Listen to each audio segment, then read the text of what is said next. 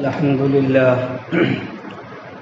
لله وكفى وسلام على عباده الذين اصطفى أما بعد فأعوذ بالله من الشيطان الرجيم بسم الله الرحمن الرحيم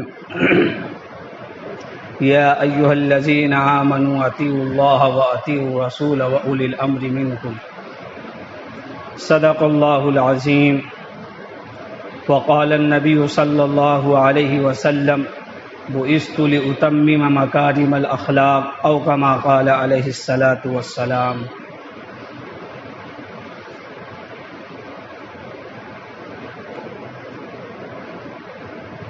حضور آئے تو سر آفرینش پا گئی دنیا، حضور آئے تو سر آفرینش پا گئی دنیا، اندھیروں سے نکل کر روشنی میں آ گئی دنیا۔ بجھے چہروں کا زنگ اترا، بجھے چہروں کا زنگ اترا، ستے چہروں پر نور آیا، حضور آئے تو انسانوں کو جینے کا شعور آیا۔ واجب الاحترام عزیزان گرامی، ابھی میں نے آپ حضرات کے سامنے قرآن کریم فرقان مجید کی 5ویں پارے کی سورہ نساء کی آیت کریمہ کا ایک حصہ تلاوت کی ہے۔ سرکار مدینہ جناب محمد رسول اللہ صلی اللہ علیہ وسلم کی حدیث مبارکہ پیش کی ہے۔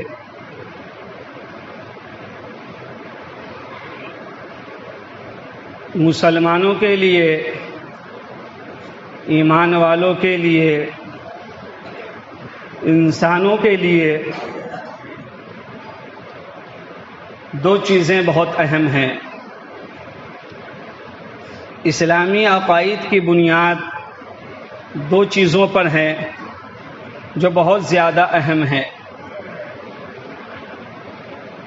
ایک ہے اللہ کی توحید اور دوسرے نبی کی رسالت۔ عقیدے کے بنیاد پر اللہ کی توحید پر ایمان لانا اور رسول کی رسالت پر ایمان لانا، اور اس بات پر ایمان لانا کہ اللہ کے نبی آخری نبی ہیں اور نبوت کا مقام، نبوت کا درجہ اور نبوت یہاں پر ختم ہے، یعنی نبوت کے خاتمیت پر بھی ایمان لانا ضروری ہے۔ جس طرح سے اس بات کا یقین کرنا اور اس بات پر ایمان لانا کہ اللہ تعالی تنہا زمین و آسمان کا مالک ہے، اللہ رازق ہے، خالق ہے، اللہ ہر چیز کرنے والا ہے، اسی طریقے سے نبی صلی اللہ علیہ وسلم کی رسالت اور خاتمیت پر بھی ایمان لانا ضروری ہے کہ اللہ کے نبی کے بعد کوئی نبی نہیں آنے والے، کوئی شریعت نہیں آنے والی، کوئی دین نہیں آنے والا، اس پر بھی ایمان لانا ضروری ہے۔ اگر یہ توحید کی جو چیزیں ہیں اس کو اگر مسلمان سمجھ جائے، یہ بات انسانوں کے سمجھ میں آ جائے، یہ فارمولہ کو انسان سمجھ لے تو اس کے سارے ٹینشنیں ختم ہو جائیں گی، ساری مشقتیں ختم ہو جائیں گی، ساری پریشانیوں کا حل اسے مل جائے گا۔ کہ جب انسان کو اس بات کا یقین ہو جائے کہ یہ زمین و آسمان، یہ چاند، یہ سورج، یہ ستارے، یہ سیارے، یہ انسان و جنات، یہ نالے، یہ دن اور رات، یہ صبح اور شام، یہ اشجار اور احجار، یہ نباتات جماعتات، یہ جتنی چیزیں ہیں یہ سب اللہ کی مرضی کے مطابق ہیں۔ اللہ تعالیٰ ان سب کا نظام چلا رہا ہے۔ اللہ تعالیٰ کے حکم کے بغیر ایک پتا بھی نہیں ہل سکتا۔ کسی کو عزت دینا، کسی کو ذلیل کرنا، علم دینا، کسی کو بیمار کرنا، کسی کو شفا دینا، یہ اللہ کے قبضے قدرت میں ہے۔ اللہ جسے چاہتا ہے علم سے نواز دیتا ہے، جسے چاہتا ہے عزت سے نواز دیتا ہے، جسے چاہتا ہے دولت سے نواز دیتا ہے، جسے چاہتا ہے فقیری اور امیر امیری عطا کر دیتا ہے جب اس بات کا یقین انسان کے اندر ہو جائے کہ ساری چیز اللہ سے ہوتا ہے. اللہ کی توحید اسی بات کی علامت ہے کہ ساری چیزوں کے کرنے دھرنے والی جو چیزیں ہیں وہ اللہ ہے, جو ذات ہے وہ اللہ ہے. جب اس بات کا یقین ہو جائے گا تو جب انسان بیمار پڑے گا وہ یہ سوچے گا یہ اللہ کی طرف سے ہے, اس کی ٹینشنیں ختم, اس کی سوچ یہی ختم ہو گئی. رشتہ داروں میں کسی کا انتقال ہو گیا, کہے گا یہ اللہ کی مرضی تھی, یہیں پر اس کی ٹینشنیں ختم. جب اسی طریقے سے مصیبت آ جائے اس کے اوپر, پریشانی آ جائے اس کے اوپر, وہ انسان یہ کہے گا یہ اللہ کی طرف سے ہے, یہ ٹینشن وہیں ختم ہو جائیں. تو انسان کو چاہیے کہ توحید پر بھی ایمان لانا ہے, رسول کی رسالت کا بھی اقرار کرنا ہے, اور رسول کی رسالت کے خاتمیت پر بھی ایمان لانا ہے. یہ مسلمانوں کا بنیادی عقیدہ ہونی چاہیے کہ اس کے بغیر ایمان نامکمل ہے, قابل قبول نہیں ہے. اگر یہ دو چیزیں مسلمانوں میں نہ ہوں, یا ان میں سے ایک چیزیں ہوں اور ایک چیزیں نہ ہوں, تب بھی ایمان کامل نہیں ہے, ایمان ہمارا مقبول نہیں ہے. اللہ کے یہاں اس ایمان کے کوئی ویلیو نہیں ہے.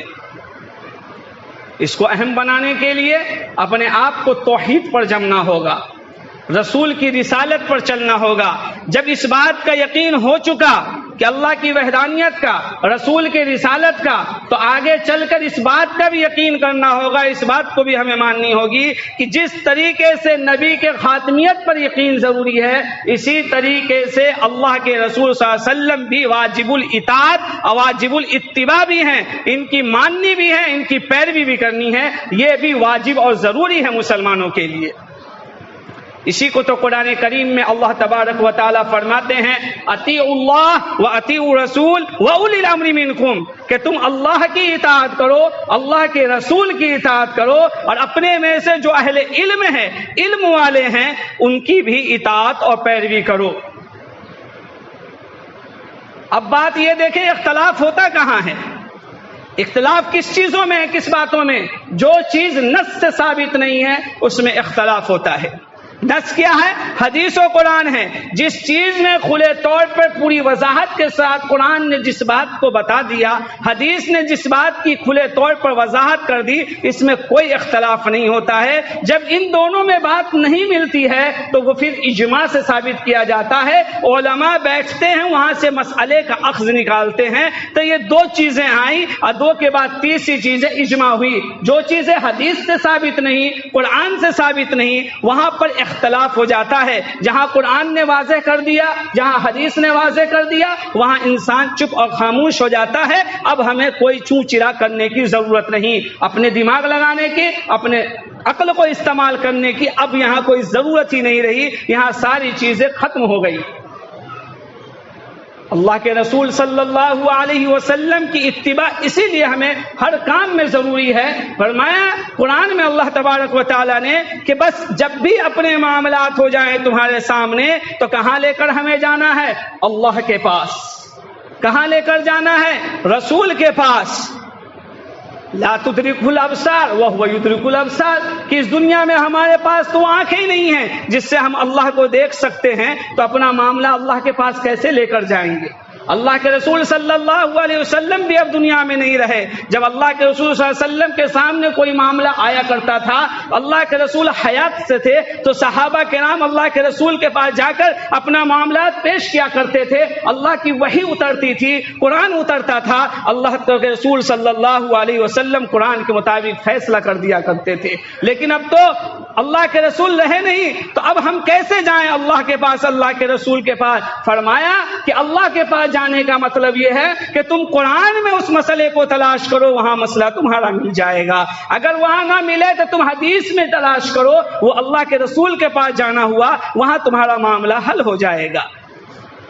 اور فرمایا یہاں نہیں تو ان کے جاننے والے کے پاس جاؤ.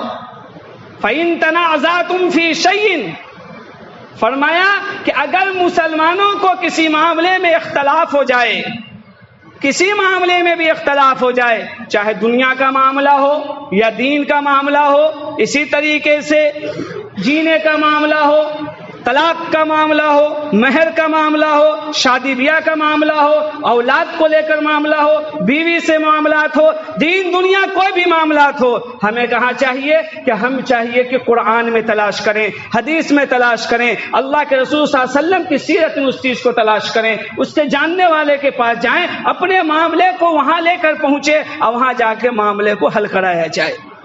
اسی پر ہماری بقا ہے، اسی پر ہماری زندگی کا دار و مدار ہے کہ ہم اپنے ہر معاملے کو اللہ کے رسول کے پاس لے کر جائیں، وہاں جا کر مسئلے کو حل کرایا جائے۔ اور اس کے لیے آج قرآن اور احادیث ہمارے پاس ہے، فقہاء کرام کی کتابیں ہمارے پاس ہے، اجماع ہمارے پاس ہے، اور آخری درجہ قیاس کا بھی آتا ہے۔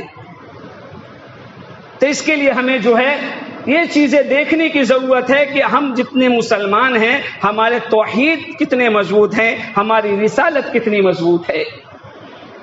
اسی کو قرآن کریم کی اس آیت میں ہم نے تلاوت کی تھی کہ اللہ فرماتا ہے کہ جب بھی کوئی معاملہ ہو جائے تو بس اطاعت کرو اس بات میں جو ہم نے کہہ دیا، جو ہمارے نبی نے کہہ دیا، ان کے فرمودات آج موجود ہیں، اللہ کا کلام موجود ہے، اس میں تلاش کرو اور اپنے معاملے کو وہاں لے کر جاؤ۔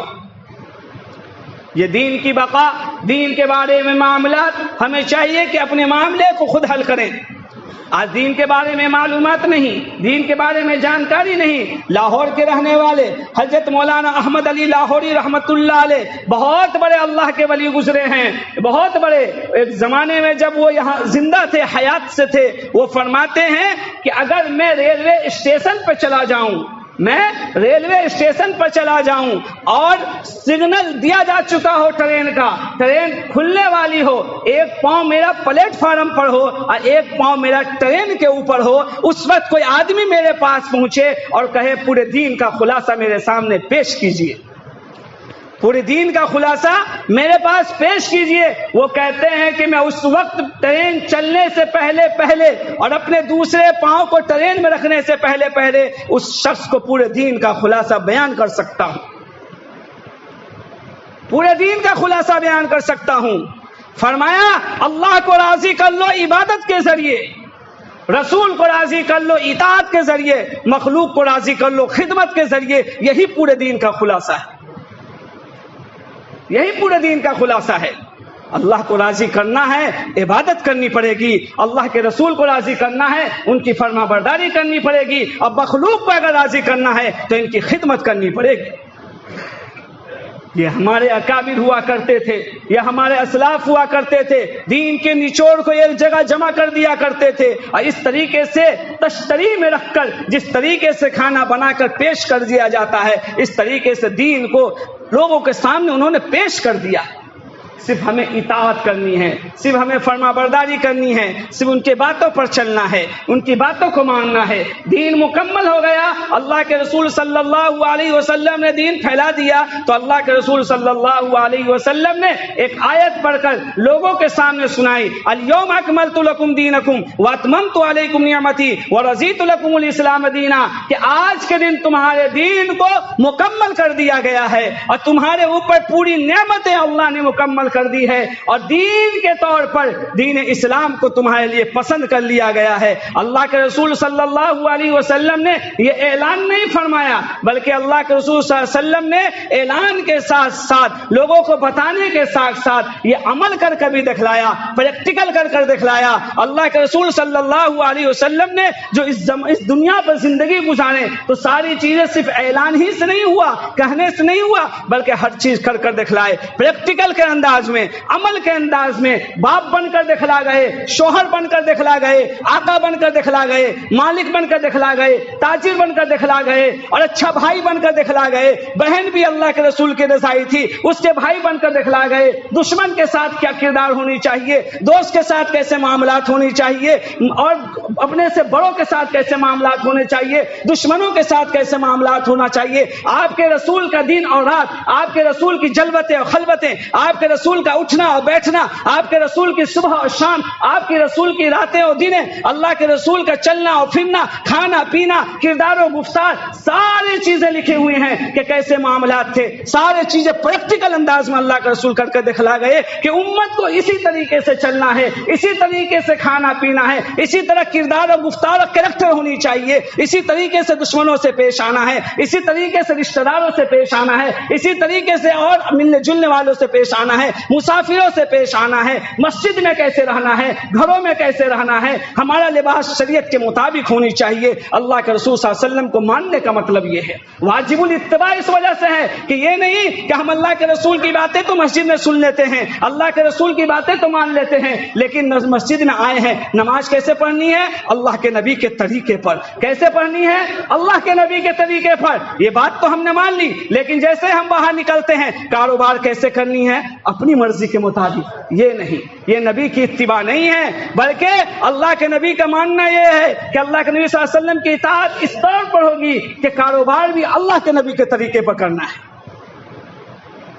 ہاں مسجد میں آئے ہم نماز پڑھ لیے نبی کے طریقے پر، باہر جا کے کاروبار کر رہے ہیں اپنے طریقے پر، وضو بنا رہے ہیں نبی کے طریقے پر، باہر جا کر شادی بیاہ کر رہے ہیں اپنی طریقے پر، مسجد میں آ کر ذکر و اذکار کر رہے ہیں، دعائیں کر رہے ہیں نبی کے طور طریقے پر، نبی کے بتائے ہوئے طریقے پر، لیکن باہر جا کر معاملات ہمارے ویسے ہیں. ہمارا لباس نبی والا لباس نہیں، ہمارا چہرہ نبی والا چہرہ نہیں، ہمارا کردار گفتار نبی والا نہیں. اس چیزوں کو نبی والا بنانے کی ضرورت ہے، اس کو کرنے کی ضرورت ہے. اللہ کے نبی صلی اللہ علیہ وسلم نے ساری چیزوں کو پریکٹیکل انداز میں کر کے دکھلا دیا کہ دنیا یہ نہ کہے کہ یہ ہمیں معلوم ہی نہیں ہے طریقہ، کہ مرنے کے بعد جب اللہ کے نبی کا سامنا ہو اللہ کے نبی فرمائیں گے کہ میری امت ہے یہ، میری امت ہے یہ. آپ یاد رکھیں، آج ہمارے یہاں شادی بیاہ دیکھ لیں، آج ہمارے یہاں رہن سہن دیکھ لیں، ساری چیزیں ہوتی ہیں فضول چیزیں، اور اس کے بعد آخری میں پھر لوگ ڈھونڈتے ہیں کہ بھائی قرآن کہاں ہے. قرآن آخری دن دیا جاتا ہے، اس سے پہلے وہ ساری رسمیں 10 دن تک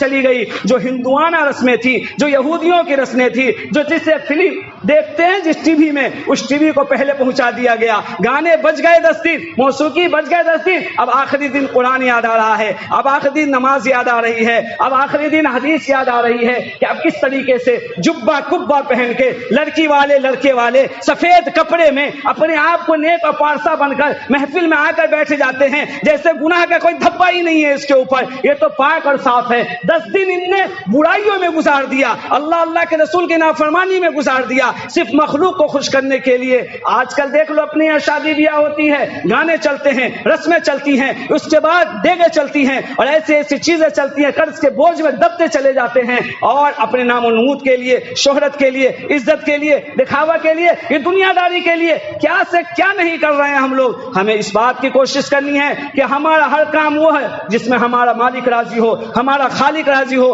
ہمارا اللہ راضی ہو، احکم الحاکمین راضی ہو. اس کام کو کرنے کی ضرورت ہے. شادی کے محفل میں بعض مرتبہ جانا ہوتا ہے، دیکھ رہے ہیں گانا بج رہا ہے، جب پہنچے مولانا صاحب آ گئے، امام صاحب آ گئے، اب نکاح پڑھانے کے لیے آئے ہیں، بھائی گانا بند کر دیا جائے. گانا بند کر دیا گیا، مولوی کی لاج رکھ لی گئی، عالم کی لاج رکھ لی گئی، پھٹ سے فون آتا ہے، گانا کیوں بند ہو گیا؟ ہوم منسٹر کا فون آ رہا ہے، بیوی کا فون آ رہا ہے، کیوں بند کر دیا گیا؟ بھائی مولانا صاحب آئے ہوئے ہیں، تھوڑے دیر صبر کر لو. ارے تھوڑے دیر صبر کرنے کے بعد، یہ سچ بات میں بتا رہا ہوں، مولانا صاحب جب نکاح پڑھا دیتے ہیں ابھی نکلتے بھی نہیں ہیں، پھر سے گانا چالو ہو جاتا ہے، پھر سے گانا چالو ہو جاتا ہے. کہتے ہیں کہ میں کسی کو ناراض کرنا نہیں چاہتا، اپنے رشتہ داروں کو ناراض نہیں کرنا چاہتا. ارے آپ کیوں نہیں چاہتے ناراض کرنا؟ آپ نے تو اللہ کو ناراض کر دیا، آپ نے رسول کی مخالفت کر دی، آپ نے رسول کو ناراض کر دیا. کسی کا دل نہیں دکھا رہے ہیں، آپ اللہ کے نبی کا دل دکھا رہے ہیں، اور بات کر رہے ہیں کسی کا دل نہیں دکھا رہے ہیں.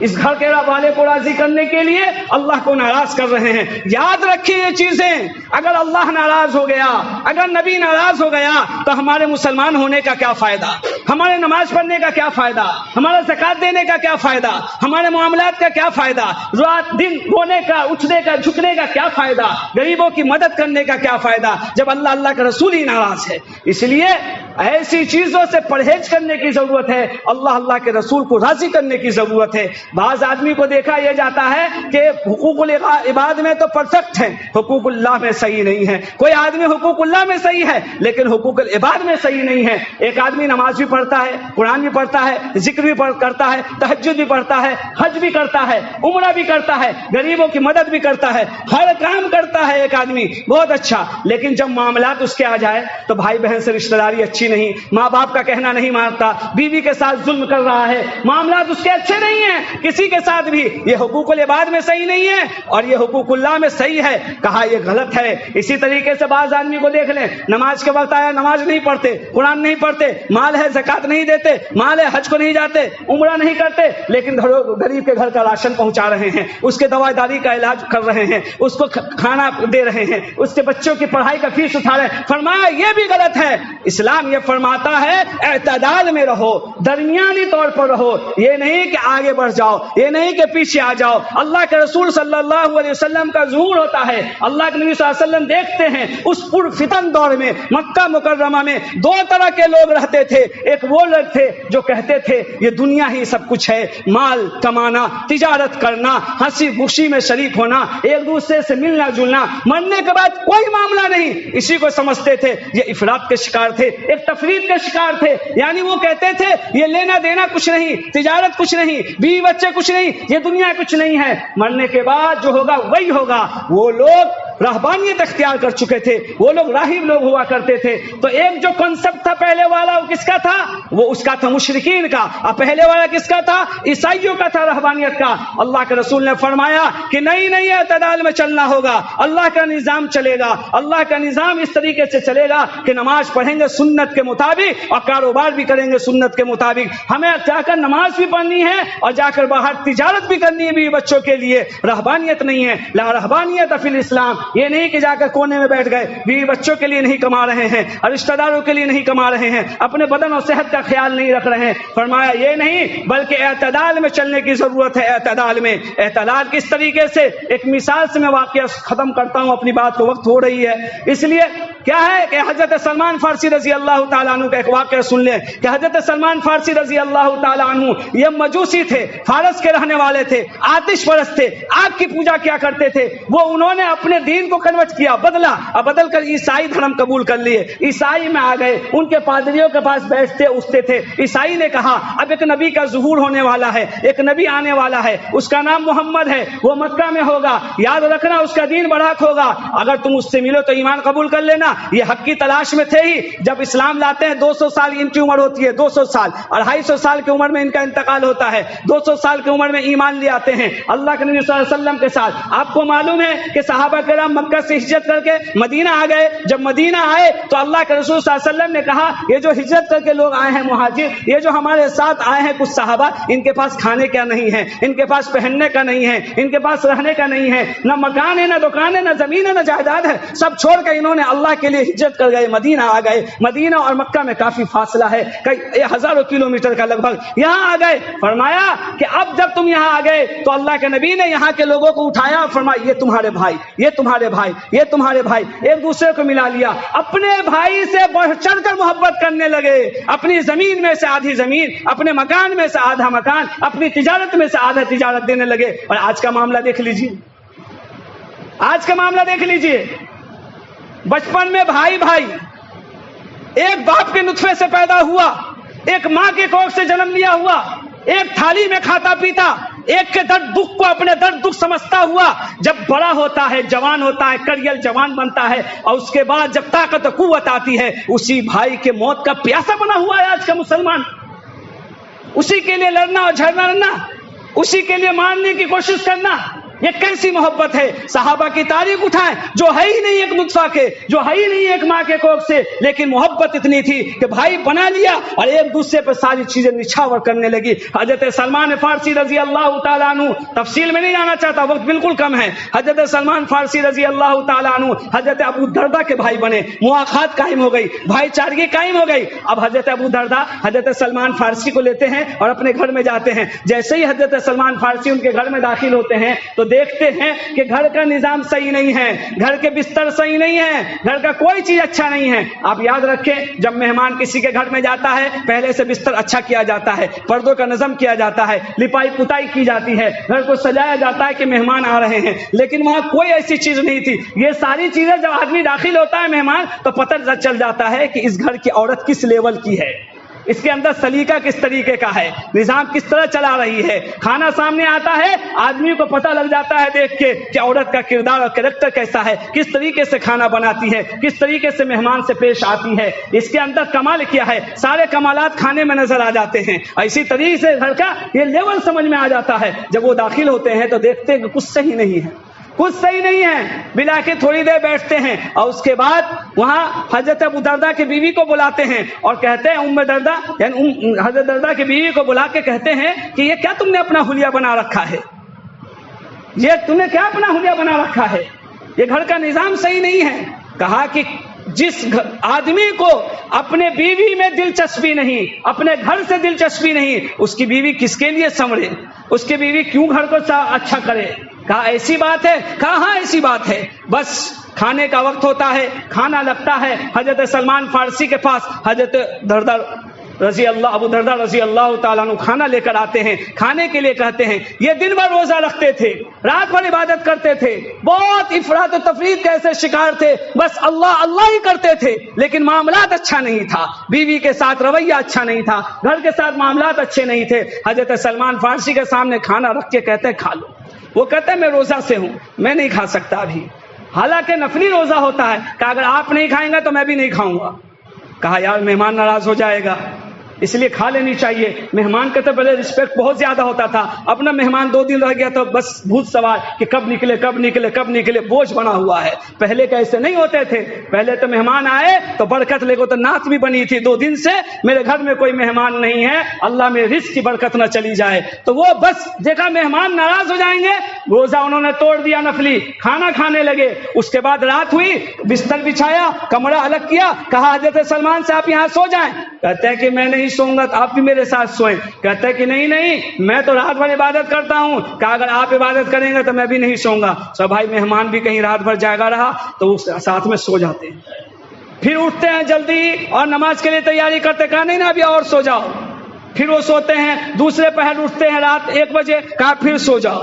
پھر اس کے بعد آخری پہر حضرت سلمان کہتے ہیں اب اٹھو، جب 1-1.5 گھنٹہ فجر کا وقت باقی ہوتا ہے، خود بھی نماز تہجد پڑھتے ہیں، وہ بھی پڑھتے ہیں۔ اس کے بعد سلام علام کر کے نماز ختم کر پھر اب مسجد کے لیے جاتے ہیں، اذان ہو جاتی ہے۔ یہ غصے میں تو بھپڑے ہوئے تھے، بھرے ہوئے تھے کہ میں رات بھر عبادت کرنے والا، روزہ رکھنے والا، یا ایسا مجھے مل گیا ہے مہمان میرا بھائی کہ مجھے نہ روزہ رکھنے دیتا ہے، نہ مجھے رات بھر عبادت کرنے دیتا ہے۔ نماز پڑھے، سلام ہوئی، اللہ کے نبی نے سلام پھیرا، بس غصے میں آگ بگولا ہو گئے اور اللہ کے نبی کو کہنے لگے کہ یہ ایسے آدمی کو آپ نے بھیج دیا ہے جس نے میری پوری رات کی عبادت کو ضائع کر دی، میرا روزہ توڑوا دیا۔ اللہ کے رسول نے حضرت سلمان سے کہا کیا تم نے سچ میں ایسا کیا؟ کہا ہاں اللہ کے نبی، ان کی کوئی توجہ ہی نہیں اپنے گھر کی طرف، اپنی بیویوں کی طرف۔